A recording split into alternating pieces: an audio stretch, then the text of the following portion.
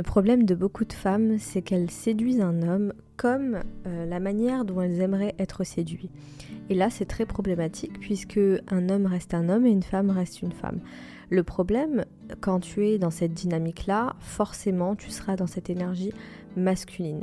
Aujourd'hui, on va voir dans cet épisode de podcast pourquoi la plupart des femmes sont dans cette énergie très masculine, sont dans ce besoin de contrôle, sont dans ce besoin en fait de l'énergie de la maman, et on va voir un peu les conséquences que ça peut avoir dans ta relation amoureuse et surtout dans ta vie de tous les jours. La plupart des femmes qui sont dans cette énergie très masculine, qui ont du mal à lâcher prise, qui ont ce besoin de contrôle, la raison primaire, c'est un manque d'estime de soi.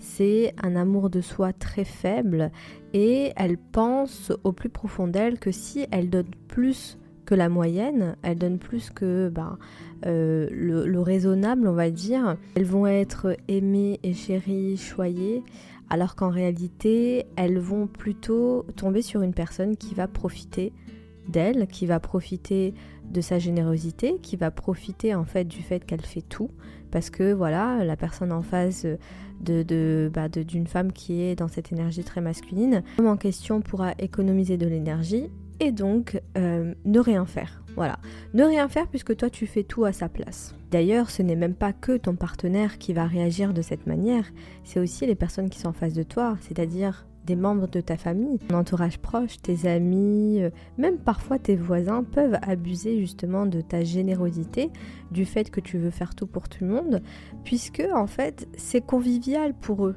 C'est facile pour eux.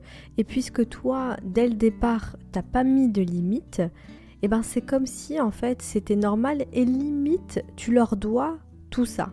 C'est-à-dire que si un jour tu as le malheur en fait de dire non puisque tu ne peux pas, c'est impossible pour toi. Et donc étant donné que tu as dit non, les personnes en question vont commencer à bouder, vont commencer à ne pas être contents. Et en plus de ça, l'audace que peuvent avoir ce type de personnes, c'est qu'ils vont te le reprocher.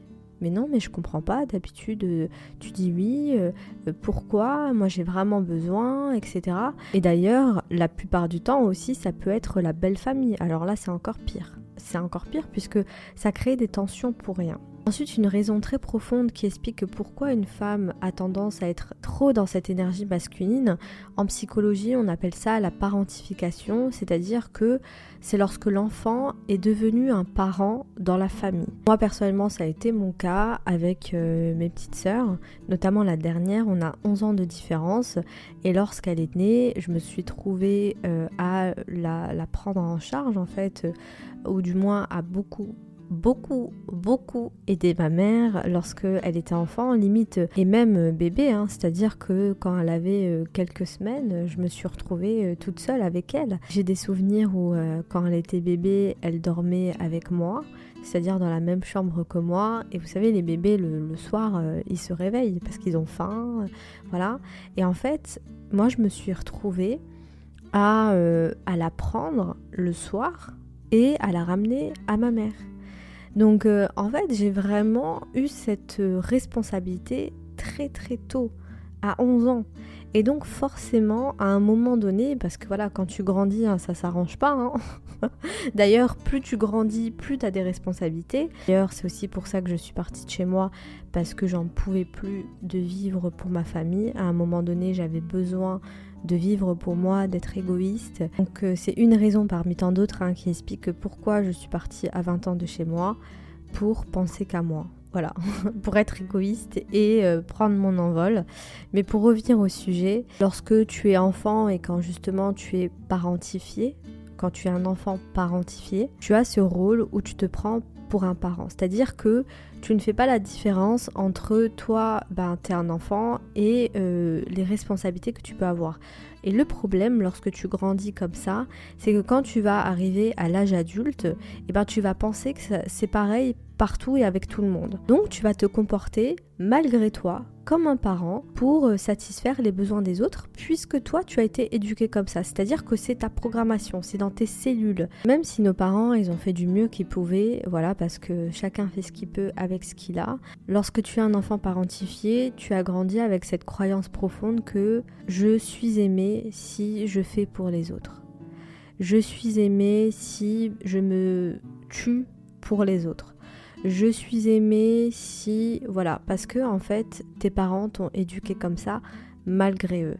Et ça, c'est catastrophique pour ta vie de femme. C'est-à-dire que si tu veux le traitement de la reine, si tu veux que ton mec ou ton homme, ton mari soit dans cette énergie masculine avec toi, qu'il prenne soin de toi, tu dois absolument, c'est primordial de te déprogrammer de ces croyances, puisque c'est très très limitant. Et même si demain tu me dis ben non, moi j'ai pas ces croyances, etc., c'est pas vrai. Voilà, il y a l'esprit conscient, c'est 5%, c'est ce qu'on sait, et il y a l'esprit inconscient, c'est 95%, c'est ce qu'on ne sait pas. Voilà, moi j'ai dû faire une thérapie, j'ai dû faire de l'hypnose, j'ai dû faire un tas de choses pour rendre conscient ce qui est inconscient, d'accord? Donc voilà, là je suis en train de partager en fait plus de 10 ans de travail sur soi. Voilà, c'est pas comme ça du jour au lendemain que j'ai réalisé ça. Non, ça m'a pris du temps pour le réaliser. Et là, clairement, je suis en train de, entre guillemets, de te faciliter la tâche, de comprendre en fait que tout ça est lié avec ton enfance, manière de comment tu as été éduqué, tout ce que tu as enregistré a un impact énorme là maintenant dans ta réalité. Donc la première chose à faire, c'est de se déprogrammer, et pour ça il y a le programme Libération qui va t'aider à le faire, c'est-à-dire qu'il y a 3 masterclass sur les croyances limitantes, l'abondance et plein d'autres choses que je t'invite à découvrir par toi-même, puisque sans évaluation, il n'y a pas d'évolution.